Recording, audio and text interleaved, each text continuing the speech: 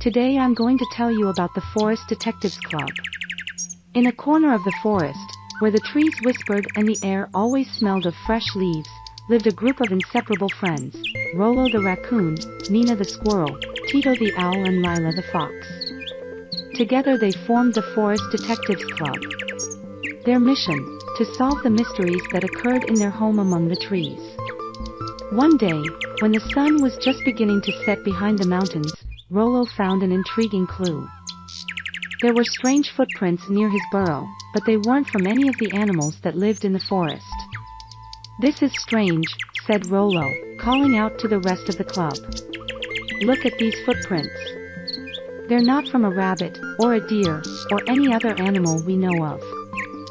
Nina, with her agile legs, ran to examine the footprints more closely. "They look too big to be a small animal and too small to be a bear," Nina observed, scratching her head with her paw. Tito, the wisest of the group, flew over the area and watched from above. "These footprints look recent," he said, landing softly. "I think we should follow them to find out where they came from." Lila, who always had a quick idea, nodded. "Let's follow the trail, but carefully. We never know what or who might be at the end." Together, the club followed the footprints that led them along unknown paths. They passed under ferns, crossed streams, and entered a part of the forest that none of them had explored before. The further they walked, the larger the footprints became. "This is starting to give me the creeps," Nina whispered, looking around. Suddenly, the footprints stopped in front of a dark and mysterious cave.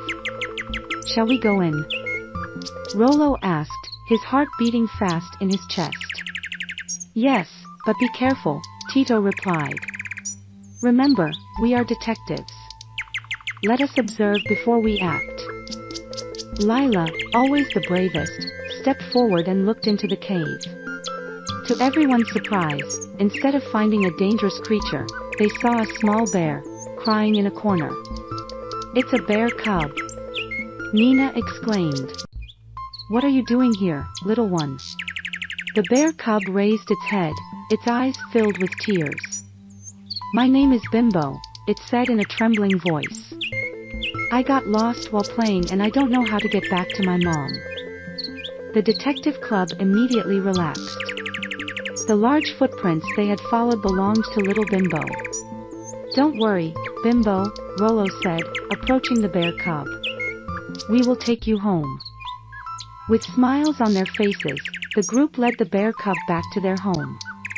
As they walked, they told Bimbo about the Forest Detectives Club and how they solve mysteries to help everyone in the forest. When they reached the mother bear's den, she greeted them with a huge hug. "Thank you, dear friends," said the mother bear. "I was so worried about my little one." The detective club returned to their corner of the forest, satisfied that they had solved another mystery. Although they didn't always know what to expect on each mission, they knew that as long as they worked together, no mystery would be too big or clue too small. And so, in the heart of the forest Detectives Club was always ready for the next adventure.